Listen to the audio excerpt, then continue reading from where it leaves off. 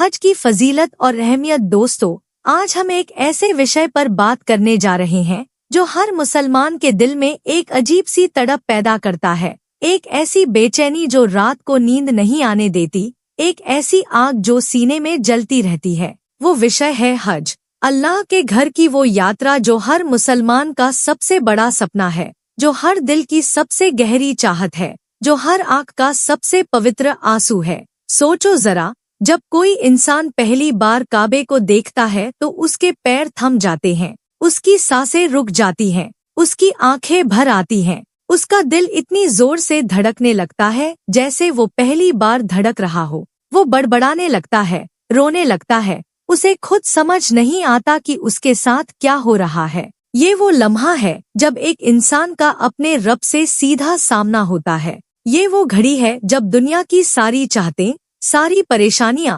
सारे दुख दर्द एक पल में गायब हो जाते हैं और सिर्फ एक एहसास बाकी रहता है। वो एहसास है अल्लाह की मौजूदगी का। दोस्तों, हज सिर्फ एक यात्रा नहीं है, हज सिर्फ कुछ रस्में अदा करने का नाम नहीं है, हज सिर्फ एक देश से दूसरे देश जाने का नाम नहीं है।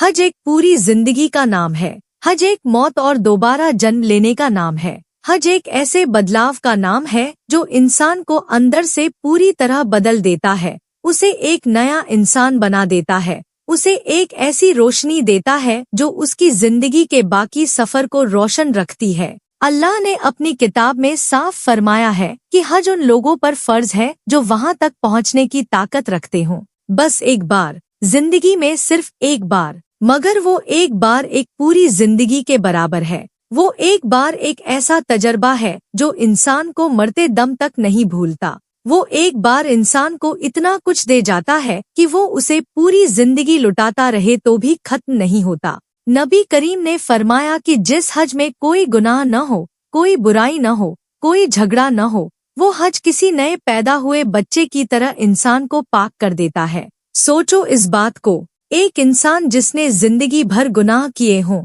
जिसने अनगिनत गलतियां की हों, जिसका दामन बेशुमार खताओं से भरा हो, वो जब एक सच्चे दिल से हज कर लेता है तो वो उस बच्चे की तरह हो जाता है जिसने अभी अभी इस दुनिया में आंखें खोली हों।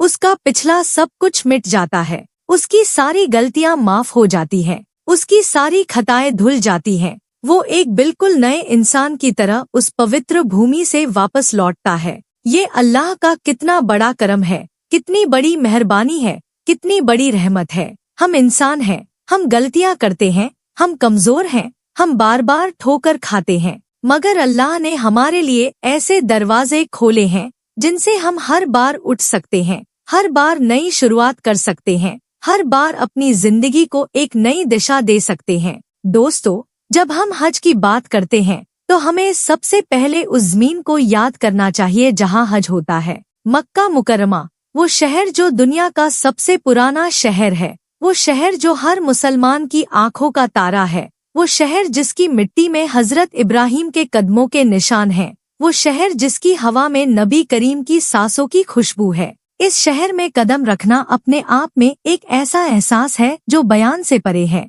जब कोई हाजी पहली बार इस शहर में दाखिल होता है तो वो सिर्फ एक शहर में नहीं आता, वो हजारों साल की इतिहास में कदम रखता है। वो उन लम्हों में पहुंच जाता है जब हजरत इब्राहिम ने अपनी पत्नी और अपने नन्हे बेटे को इस बेआबोगिया वादी में छोड़ा था, जब हजरत हाजिरा ने पानी की तलाश में सफा और मरवा की पहाड़ियों के बीच दौड़ लगाई थी, जब एक माँ की तड़प ने आसमान को हिला दिया था और अल्लाह ने जमजम का चश्मा जारी कर दिया था। वो पानी जो आज भी बह रहा है, वो पानी जो आज भी लाखों करोड़ों लोगों की प्यास बुझाता है, वो पानी जो एक माँ के आंसुओं की निशानी है, एक माँ की दुआ का जवाब है। दोस्तों, हज हमें यही सिखाता है कि अल्लाह पर भरोसा रखो। जब हजरत इब्राहिम ने अपने परिवार को उस सूनी वादी में छोड़ा तो उन्होंने अल्लाह पर भरोसा किया। जब हजरत हाजिरा ने पूछा कि क्या यह अल्लाह का हुक्म है, तो उन्होंने जवाब दिया कि हाँ। बस यह सुनकर उनका दिल मजबूत हो गया। उन्होंने कहा कि तब अल्लाह हमें जाया नहीं करेगा। यही हज का पहला सबक है, यही हज की पहली तालीम है। अल्लाह पर इतना भरोसा कि जब वो कहे तो हम बिना सोचे समझे चल पड़े, बिना किसी डर के आगे बढ़े, बिना किसी शक के उसके रास्ते पर चलते रहें। दोस्तों, पिछले अध्याय में हमने बात की कि हज क्या है और इसकी बुनियाद क्या है। अब हम आगे बढ़ते हैं और समझने की कोशिश करते हैं कि हज का यह सफर दरअसल शुरू कहाँ से होता है।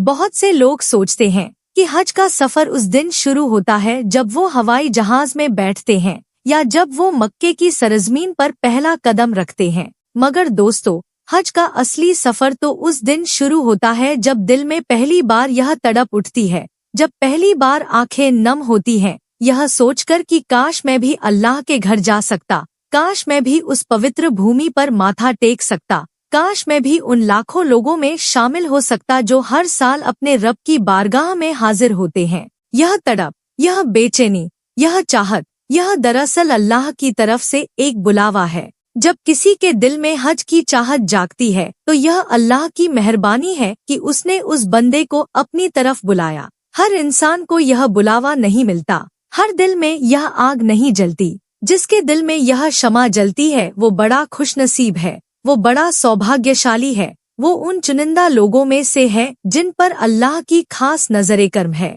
नबी करीम ने फरमाया कि हज के लिए निकलने वाले हाजी की दुआ कबूल होती है। जब वो अपने घर से निकलता है तो फरिश्ते उसके साथ होते हैं। जब वो इहराम बांधता है तो एक नई दुनिया में दाखिल होता है। इहराम क्या है? 2 सफेद कपड़े, बस। कोई सिलाई नहीं, कोई बटन नहीं, कोई जेब नहीं। अमीर और गरीब, बादशाह और फकीर, सब एक जैसे, सब बराबर, कोई फर्क नहीं, कोई ऊंच नीच नहीं।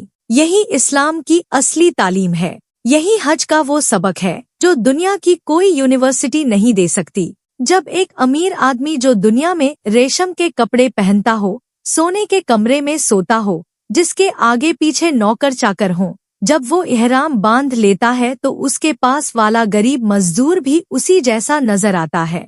दोनों एक जैसे कपड़े पहने, दोनों एक ही रब के सामने, दोनों के मुंह से एक ही पुकार निकल रही है। यह नजारा देखकर आंखें खुद ब खुद भर आती हैं। यह नजारा इंसान को सोचने पर मजबूर कर देता है कि दुनिया में हम जो फर्क करते हैं, जो ऊंच नीच समझते हैं, जो अमीरी गरीबी का घमंड रखते हैं, वो सब कितना बेमानी है, कितना बेकार है, कितना खोखला है। दोस्तों, इहराम सिर्फ कपड़े का नाम नहीं है, इहराम एक हालत का नाम है। जब कोई इहराम बांधता है तो वो यह ऐलान करता है कि मैं अब दुनिया से कट गया, मैं अब सिर्फ अपने रब का हूँ। मेरी जिंदगी, मेरी नमाज, मेरी कुर्बानी, सब कुछ सिर्फ उस एक के लिए है जो सारी कायनात का मालिक है। इहराम बांधते वक्त जो दुआ पढ़ी जाती है उसमें एक पुकार है, एक ललकार है। लब्बैक अल्लाहुम्म लब्बैक, मैं हाजिर हूँ मेरे रब, मैं हाजिर हूँ। यह पुकार जब लाखों गलों से एक साथ उठती है तो जमीन और आसमान कांप जाते हैं।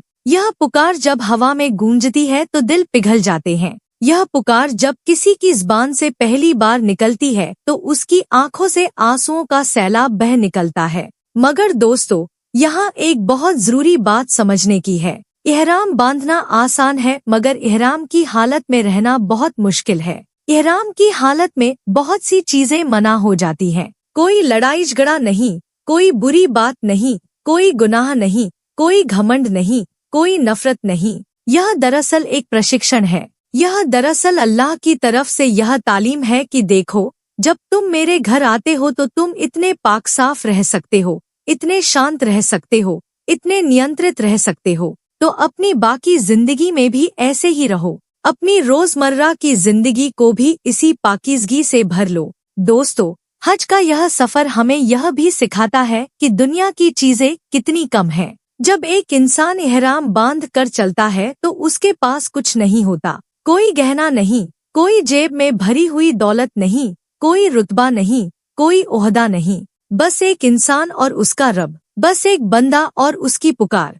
बस एक दिल और उसकी तड़प। यही असली जिंदगी है, यही असली रिश्ता है। इंसान और उसके रब के बीच का यह रिश्ता जो सब रिश्तों से ऊपर है, सब रिश्तों से गहरा है, सब रिश्तों से मजबूत है। जब हाजी मीकात पर पहुंचता है, वो जगह जहां से इहराम बांधना जरूरी है, तो वहां एक अजीब सा माहौल होता है। हर तरफ से लोग आ रहे हैं, अलग अलग देशों से, अलग अलग रंगों से, अलग अलग ज़बानों से, मगर सबकी पुकार एक है, सबकी चाहत एक है, सबका मकसद एक है। यह नज़ारा इस बात की गवाही देता है कि इस्लाम सिर्फ एक मजहब नहीं है, यह एक ऐसी ताकत है जो पूरी दुनिया को एक धागे में पिरो देती है, जो पूरी इंसानियत को एक परिवार बना देती है। दोस्तों, जब हाजी मक्के में दाखिल होता है तो सबसे पहला काम होता है तवाफ। तवाफ यानी काबे के चारों तरफ 7 बार चक्कर लगाना। मगर यह महज चक्कर लगाना नहीं है, यह एक ऐसा काम है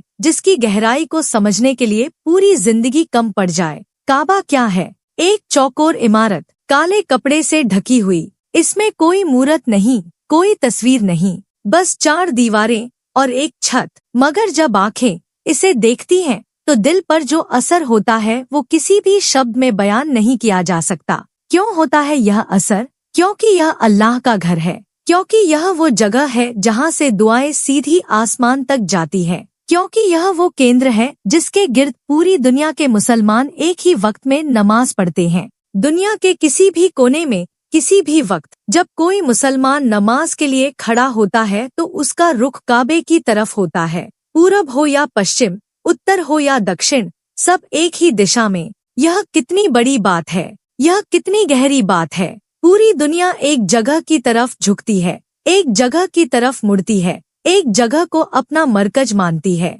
दोस्तों, तवाफ शुरू होता है काले पत्थर से। यह वो पत्थर है जो जन्नत से आया है। यह वो पत्थर है जो पहले सफेद था मगर इंसानों के गुनाहों ने इसे काला कर दिया। सोचो जरा, एक पत्थर जो जन्नत का टुकड़ा है, जो पाक और साफ था, मगर इंसानों के गुनाहों का बोझ उठाते उठाते काला हो गया। यह हमारे लिए एक निशानी है कि गुनाह कितना बड़ा बोझ है, गुनाह कितनी बड़ी अंधेरी है। मगर यह भी सोचो कि अल्लाह ने उस पत्थर को फिर भी अपने घर में रखा हुआ है। यह अल्लाह की रहमत है कि वो गुनाहगारों को भी अपने करीब रखता है, उन्हें भी अपनी तरफ बुलाता है, उन्हें भी अपनी माफी का यकीन दिलाता है। जब हाजी उस काले पत्थर के सामने पहुंचता है तो उसके दिल में एक तूफान आ जाता है। वो सोचता है कि नबी करीम ने अपने हाथों से इस पत्थर को छुआ है। वो सोचता है कि उनके साथियों ने इस पत्थर को छुआ है। वो सोचता है कि हजारों साल से लाखों करोड़ों लोग इस पत्थर को चूमते आए हैं और आज मैं भी उस कतार में शामिल हूँ।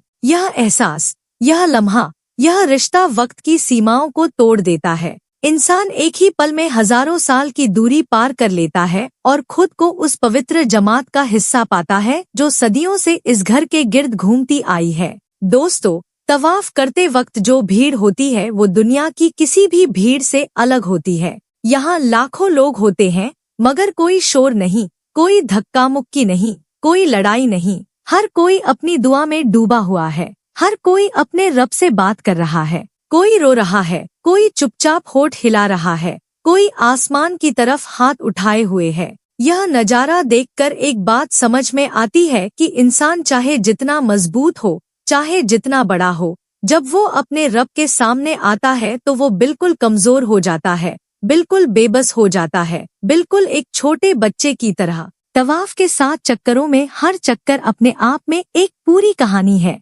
पहला चक्कर जब शुरू होता है तो दिल में एक नई उम्मीद होती है। जब दूसरा चक्कर शुरू होता है तो एहसास होता है कि मैं अल्लाह के घर के इतना करीब हूँ। तीसरे चक्कर में आंसू आने लगते हैं। चौथे में दिल से पुरानी गलतियाँ याद आने लगती हैं। 5वें में अल्लाह से माफी मांगी जाती है। 6ठे में एक सुकून उतरने लगता है और 7वां चक्कर जब पूरा होता है तो इंसान को लगता है कि वो बदल गया है, कि उसके अंदर कुछ टूट गया है और कुछ नया बन गया है। दोस्तों, तवाफ के बाद मकाम इब्राहिम के पास 2 रकात नमाज पढ़ी जाती है। यह वो जगह है जहां हजरत इब्राहिम खड़े होकर काबे की तामीर करते थे। आज भी वहां उनके पैरों के निशान हैं, पत्थर में पैरों के निशान। सोचो, एक इंसान इतनी लगन से, इतनी मेहनत से, इतने जोश से काम करता था कि पत्थर में उसके पैरों के निशान बन गए। यह निशान हमें बताते हैं कि अल्लाह के काम में जब इंसान पूरी जान लगा देता है तो पत्थर भी उसकी गवाही देने लगते हैं।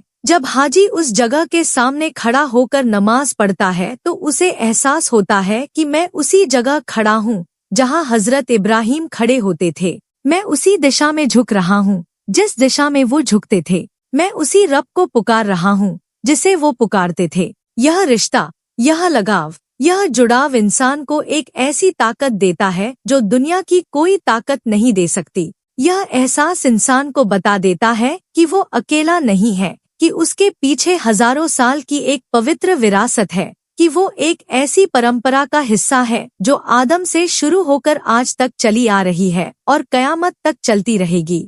दोस्तों, तवाफ के बाद हाजी सफा और मरवा की तरफ बढ़ता है और जब वो इन दो पहाड़ियों के बीच चलता है तो वो दरअसल एक माँ के कदमों पर चल रहा होता है, हजरत हाजिरा के कदमों पर। वो माँ जिसने अपने नन्हे बेटे के लिए इन दो पहाड़ियों के बीच 7 बार दौड़ लगाई थी। वो माँ जिसके पास न खाना था, न पानी था, न कोई साथी था, न कोई सहारा था, बस एक छोटा सा बच्चा था और एक बड़ा रब था। सोचो उस लम्हे को, एक माँ जिसका बच्चा प्यास से तड़प रहा हो, जिसके बच्चे के होठ सूख रहे हों, जिसका बच्चा रो रो कर थक गया हो। वो माँ क्या करती? वो दौड़ती, वो भागती, वो सफा पर चढ़ती और दूर तक नजर दौड़ाती कि कहीं कोई कारवां नजर आए, कहीं कोई पानी का निशान दिखे, कहीं कोई मदद मिले। कुछ नहीं दिखता। फिर वो मरवा की तरफ दौड़ती, वहां से भी देखती, वहां से भी कुछ नर नहीं आता। फिर सफा, फिर वा, 7 बार यही दौड़, यही। दोस्तों, माफ करना, बीच में दूसरी लिपि आ जाती है। पूरी तरह हिंदी में लिखते हैं, वो माँ 7 बार दौड़ी, मगर हर बार खाली हाथ लौटी। मगर उसने हार नहीं मानी, उसने अल्लाह पर भरोसा नहीं छोड़ा। उसने यह नहीं सोचा कि शायद अल्लाह ने मुझे भुला दिया। उसने यह नहीं सोचा कि शायद मेरी दुआ सुनी नहीं जा रही। उसने बस दौड़ना जारी रखा और फिर वो हुआ जो सिर्फ अल्लाह ही कर सकता है। जब उस माँ ने अपनी पूरी कोशिश कर ली, जब उसने अपनी हर ताकत लगा दी, जब उसने अपना हर कदम अल्लाह के भरोसे पर उठाया, तो अल्लाह ने उसके बेटे के पैरों के नीचे से पानी का चश्मा जारी कर दिया। वो पानी जो आज हजारों साल बाद भी बह रहा है, वो पानी जो आज करोड़ों लोगों की प्यास बुझाता है, वो पानी जिसे दुनिया जमजम के नाम से जानती है। दोस्तों, यह कहानी सिर्फ एक माँ की कहानी नहीं है। यह हर उस इंसान की कहानी है जो मुश्किल में है। यह हर उस इंसान की कहानी है जो थक गया है, जो हार मान लेना चाहता है, जो सोचने लगा है कि शायद मेरी दुआ कबूल नहीं होगी, शायद मेरे लिए कोई रास्ता नहीं है। इस कहानी का पैगाम यह है कि जब तक अल्लाह पर भरोसा है, जब तक कोशिश जारी है, जब तक कदम उठते रहते हैं, तब तक रास्ता जरूर निकलेगा, तब तक मदद जरूर आएगी, तब तक अल्लाह का करम जरूर होगा। हाजी जब सफा और मरवा के बीच चलता है तो वो यह सब सोच रहा होता है। वो महसूस करता है कि मैं उसी राह पर हूँ जिस पर एक माँ की दुआएं बिखरी हुई हैं। मैं उसी जमीन पर हूँ जिसे एक माँ के आंसुओं ने पाक किया है। मैं उसी हवा में सांस ले रहा हूँ जिसमें एक माँ की पुकार गूंजती थी। यह एहसास इंसान को अंदर से हिला कर रख देता है। दोस्तों, सही यानी सफा और मरवा के बीच यह 7 चक्कर लगाना, यह दरअसल हमें एक बहुत बड़ा सबक देता है।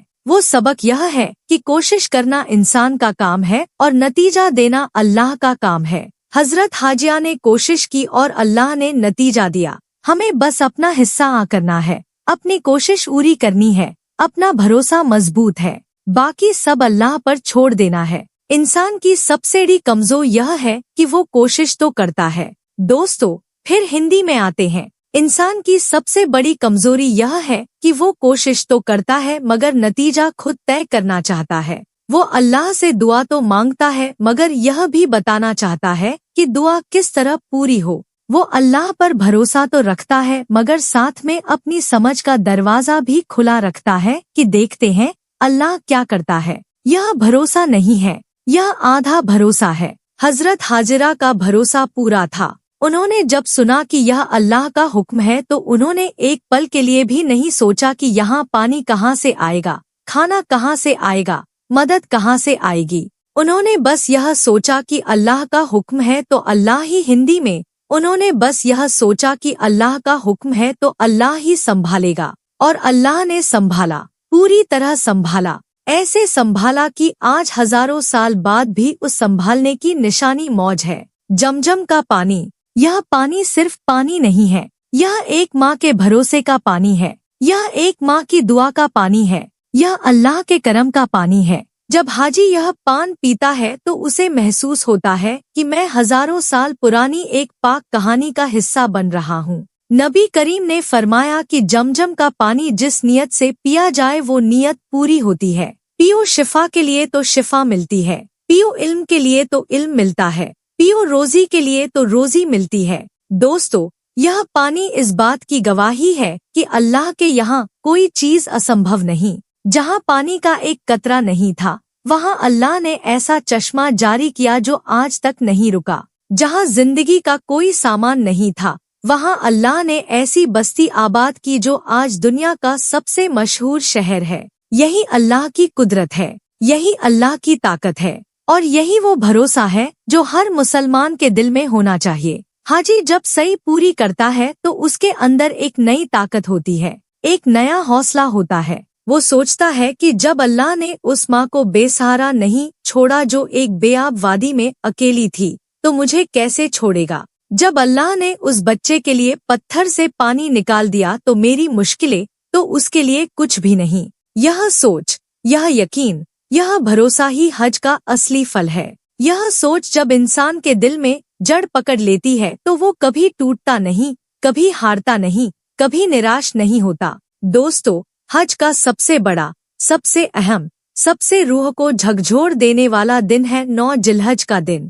यह वो दिन है जिसे अरफा का दिन कहते हैं। यह वो दिन है जिसके बारे में नबी करीम ने फरमाया कि हज दरअसल अरफा ही है। यानी अगर किसी ने अरफा का वक्त पा लिया तो उसका हज हो गया, और अगर किसी ने अरफा छोड़ दिया तो उसका हज नहीं हुआ। यह बात ही बता देती है कि अरफा का यह दिन कितना बड़ा है, कितना भारी है, कितना अनमोल है। अरफा एक मैदान है, मक्के से कुछ दूर, एक बड़ा खुला मैदान। वहाँ न कोई इमारत है, न कोई महल है, न कोई सजावट है, बस एक मैदान है और उसमें खड़े लाखों इंसान सफेद कपड़ों में, दोपहर की तेज धूप में, हाथ उठाए हुए, रोते हुए, पुकारते हुए। यह नजारा अगर कोई एक बार देख ले तो वो पूरी जिंदगी नहीं भूलता। यह नजारा उसकी आंखों में हमेशा के लिए बस जाता है। यह नजारा उसकी रूह में उतर जाता है। दोस्तों, अरफा में वकूफ होता है। वकूफ यानी ठहरना, बस ठहर जाना, कहीं नहीं जाना, कुछ नहीं करना, बस अपने रब के सामने खड़े हो जाना, हाथ उठाना, दिल खोलना और जो भी दिल में हो, जो भी आंखों में हो, जो भी होठों पर आए, वो सब अपने रब को दे देना। यह वो लम्हा है जब इंसान और उसके रब के बीच सब दीवारें गिर जाती हैं। यह वो घड़ी है जब अल्लाह की रहमत, हिंदी में यह वो घड़ी है जब अल्लाह की रहमत आसमान से उतरती है। अल्लाह फरिश्तों से फरमाता है कि देखो मेरे बंदों को, देखो कैसे आए हैं, दूर दूर से आए हैं, धूप में खड़े हैं, मेरे लिए आए हैं, मुझसे मांगने आए हैं, मुझसे मिलने आए हैं। गवाह रहो कि मैंने इन सबको माफ कर दिया। सोचो इस बात को, लाखों इंसान, लाखों पापी, लाखों गुनाहगार, लाखों वो लोग जिन्होंने जिंदगी भर गलतियां की होंगी, जिन्होंने जाने अनजाने न जाने कितने गुनाह किए होंगे, जिनके दामन में न जाने कितनी खताएं होंगी, वो सब एक ही दिन में, एक ही वक्त में माफ हो जाते हैं। यह अल्लाह की रहमत का वो दरिया है जिसका कोई किनारा नहीं। यह अल्लाह की माफी का वो समुद्र है जिसकी कोई गहराई नाप नहीं सकता। दोस्तों, अरफा के दिन शैतान सबसे ज्यादा गुस्से में होता है। क्यों? क्योंकि उसने पूरी जिंदगी इंसानों को बहकाने में लगाई। उसने एक एक इंसान को गुनाह की तरफ खींचा। उसने हर कमजोरी का फायदा उठाया। उसने हर मौके पर इंसान को, हिंदी में उसने हर मौके पर इंसान को गिराने की कोशिश की, मगर एक ही दिन में अल्लाह की रहमत ने उसकी पूरी को मिटा, उसकी पूरी कोशिश को बेकार का। दोस्तों, हिंदी में रहते हैं, उसकी पूरी मेहनत बेकार हो गई। हजारों साल की कोशिश एक दिन में बर्बाद हो गई। यही वजह है कि नबी करीम ने फरमाया कि शैतान अरफा के दिन जितना ज्यादा बेइज्जत होता है उतना किसी और दिन नहीं होता। दोस्तों, जब लाखों लोग अरफा के मैदान में खड़े होते हैं तो एक अजीब सी बात होती है। हर इंसान अकेला होता है। हाँ, लाखों लोगों की भीड़ में हर इंसान बिल्कुल अकेला होता है, क्योंकि उस वक्त हर इंसान सिर्फ अपने रब के सामने होता है। उस वक्त कोई माँ बाप नहीं, कोई बेटा बेटी नहीं, कोई दोस्त दुश्मन नहीं, बस एक बंदा और उसका रब, बस एक इंसान और उसकी पूरी जिंदगी का हिसाब। बस एक दिल और उसकी सारी उम्मीदें। कुछ लोग वहाँ खड़े खड़े सोचते हैं कि यह मंजर कयामत के दिन जैसा है। उस दिन भी ऐसे ही लाखों करोड़ों लोग एक मैदान में जमा होंगे। उस दिन भी हर इंसान अकेला होगा। उस दिन भी कोई किसी का काम नहीं आएगा। फर्क सिर्फ यह होगा कि उस दिन अल्लाह के सामने हाथ उठाने का मौका नहीं होगा। उस दिन माफी मांगने का वक्त नहीं होगा। इसलिए अरफा का यह दिन दरअसल कयामत से पहले एक मौका है, एक आखिरी मौका, एक ऐसा मौका जो हर कोई नहीं पाता। अरफा में जो दुआ मांगी जाती है वो सबसे अफजल दुआ है। नबी करीम ने फरमाया कि अरफा के दिन की सबसे बेहतरीन दुआ वो है जो उन्होंने और उनसे पहले नबियों, हिंदी में वो दुआ जिसमें कहा जाता है कि अल्लाह के सिवा कोई पूजने के लायक नहीं, वो अकेला है, उसका कोई साझीदार नहीं, उसी की बादशाहत है, उसी के लिए सारी तारीफें हैं और वो हर चीज पर ताकतवर है। यह दुआ जब अरफा के मैदान में लाखों जुबानों से एक साथ उठती है तो आसमान थरथरा जाता है। यह दुआ जब दिल की गहराइयों से निकलती है तो रूह को एक ऐसी राहत मिलती है जो किसी और चीज से नहीं मिल सकती। दोस्तों, अरफा का दिन सिर्फ हाजियों के लिए खास नहीं है, यह दिन उन लोगों के लिए भी बहुत बड़ा है जो मक्के में नहीं है। नबी करीम ने फरमाया कि जो इंसान 9 जिलहज को यानी अरफा के दिन रोजा रखे तो अल्लाह उसके पिछले 1 साल और आने वाले 1 साल के गुनाह माफ कर देता है। सोचो, 2 साल के गुनाह 1 दिन के रोजे, यह अल्लाह की कितनी बड़ी मेहरबानी है, यह अल्लाह का कितना बड़ा करम है। यह बात हमें बताती है कि हज सिर्फ उनके लिए नहीं जो मक्के जा सकते हैं। हज की बरकतें पूरी दुनिया में पहुंचती हैं। हज की रहमत हर उस दिल तक पहुंचती है जो अल्लाह की तरफ जुड़ा हुआ है। हज की खुशी हर उस घर में होती है जहां अल्लाह का नाम लिया जाता है। दोस्तों, अरफा के बाद हाजी मुजदलिफा की तरफ चलता है। यह वो जगह है जहां अरफा की शाम के बाद रात गुजारी जाती है। खुले आसमान के नीचे, जमीन पर कोई बिस्तर नहीं, कोई तकिया नहीं, कोई छत नहीं, बस जमीन और आसमान, बस एक बंदा और उसका रब। यह रात अपने आप में एक अजीब सा तजर्बा है। जब इंसान आसमान की तरफ देखता है तो उसे लगता है कि तारे पहले से ज्यादा करीब हैं। जब वो जमीन पर लेटता है तो उसे लगता है कि यह जमीन कोई आम जमीन नहीं बल्कि यह वो जमीन है जिस पर लाखों नेक लोग सो चुके हैं, जिस पर हजारों साल से अल्लाह के बंदे आते रहे हैं। मुजदलिफा में हाजी छोटे छोटे कंकर इकट्ठे करता है। यह कंकर मिना में शैतान को मारने के लिए चाहिए, और जब हाजी यह कंकर इकट्ठे करता है तो वो एक बहुत पुरानी याद को ताज़ा करता है। वो याद जो हजरत इब्राहिम से जुड़ी है, वो वाक़या जो इंसानी इतिहास का सबसे बड़ा इम्तिहान है। दोस्तों, हजरत इब्राहिम को अल्लाह ने सपने में हुक्म दिया कि अपने बेटे को कुर्बान करो। एक बाप और उसका बेटा, एक बाप जो अपने बेटे से बेपनाह मोहब्बत करता हो, एक बेटा जो जवान हो, जो चलता फिरता हो, जो बोलता हो, जो हंसता हो, और अल्लाह का हुक्म कि उसे कुर्बान कर दो। यह इम्तिहान इंसानी समझ से बाहर है। यह इम्तिहान इतना सख्त है कि सोचकर ही रूह कांप जाती है। मगर हजरत इब्राहिम ने क्या किया? उन्होंने अपने बेटे को बुलाया, उनसे बात की, फरमाया कि बेटे, मैंने सपने में देखा है कि मैं तुम्हें कुर्बान कर रहा हूँ, बताओ तुम्हारा क्या ख्याल है? और वो बेटा जो अल्लाह के एक नेक बंदे का बेटा था, जिसकी परवरिश ईमान के साए में हुई थी, जिसका दिल अल्लाह की मोहब्बत से भरा था, उस बेटे ने जवाब दिया कि पिताजी, जो अल्लाह ने हुक्म दिया है वो कर गुजरिए, आप मुझे अल्लाह की मर्जी से धैर्य रखने वाला पाएंगे। दोस्तों,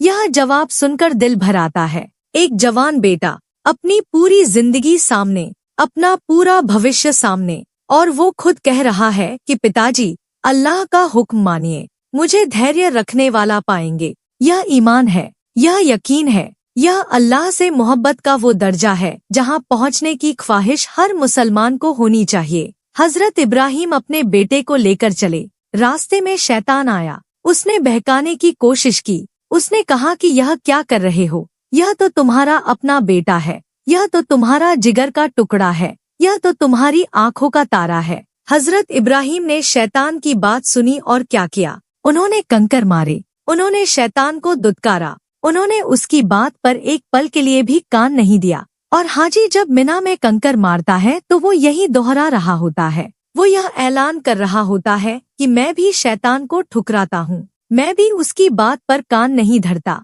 मैं भी अल्लाह के हुक्म पर चलने वाला हूँ। दोस्तों, जब हजरत इब्राहिम अपने बेटे को लिटाने लगे तो उन्होंने अपनी आंखों पर पट्टी बांध ली, क्योंकि वो अपने बेटे का चेहरा देखकर रुक न जाए। उनका ईमान मजबूत था मगर वो बाप भी थे, उनका यकीन पक्का था मगर उनका दिल भी था। उन्होंने आंखें बंद की और अल्लाह के हुक्म पर छुरी चला दी, मगर उसी लम्हे अल्लाह ने आवाज दी, रुको, बस, इम्तिहान पूरा हो गया, तुमने अपना दिल दिखा दिया, तुमने साबित कर दिया कि तुम्हारे लिए अल्लाह का हुक्म सबसे ऊपर है। और अल्लाह ने जन्नत से एक मेंढा भेज दिया जो उस बेटे की जगह कुर्बान हुआ। यह वाकया सिर्फ एक कहानी नहीं है, यह एक ऐसा सबक है जो हर दौर में, हर जमाने में, हर इंसान के लिए ताज़ा रहता है। यह सबक यह है कि जब अल्लाह किसी को आजमाता है तो वो उसे तोड़ने के लिए नहीं, बल्कि उसे ऊंचा उठाने के लिए आजमाता है। जब कोई मुश्किल आती है तो वो अल्लाह की बेरुखी नहीं, बल्कि अल्लाह की खास नज़र की निशानी है। जब जिंदगी में कोई सख्त इम्तिहान आता है तो यह समझो कि अल्लाह तुम्हें हजरत इब्राहिम जैसा बनाना चाहता है। वो तुम्हें कमजोर नहीं करना चाहता बल्कि तुम्हें मजबूत करना चाहता है। कुर्बानी का यह अमल जो हर साल दुनिया भर में होता है वो इसी याद को ताज़ा करने के लिए है। जब कोई मुसलमान कुर्बानी करता है तो वो यह ऐलान करता है कि मेरे रब, जिस तरह हजरत इब्राहिम ने अपनी सबसे प्यारी चीज तेरे लिए कुर्बान कर दी, उसी तरह मैं भी अपनी ख्वाहिशें, अपनी चाहतें, अपने नफस को तेरे हुक्म के सामने कुर्बान करने के लिए तैयार हूँ। कुर्बानी का जानवर तो बस एक निशानी है, असली कुर्बानी तो दिल की है। असली कुर्बानी तो उस घमंड की है जो इंसान को अल्लाह से दूर करता है। असली कुर्बानी तो उन बुरी आदतों की है जो इंसान को जकड़े हुए हैं। दोस्तों, मिना में 3 दिन गुजारे जाते हैं। यह 3 दिन भी एक तालीम है। यह 3 दिन बताते हैं कि बदलाव एक दिन में नहीं आता। जिंदगी बदलने के लिए वक्त चाहिए, मेहनत चाहिए, लगन चाहिए। रोज कंकर मारना यानी रोज शैतान को ललकारना, रोज उसे ठुकराना, रोज उसे बताना कि मैं तेरे बहकावे में नहीं आऊंगा। यह रोजाना की कोशिश ही असली जिंदगी है। हज का यह सबक जब इंसान घर ले जाता है तो उसकी पूरी जिंदगी बदल जाती है।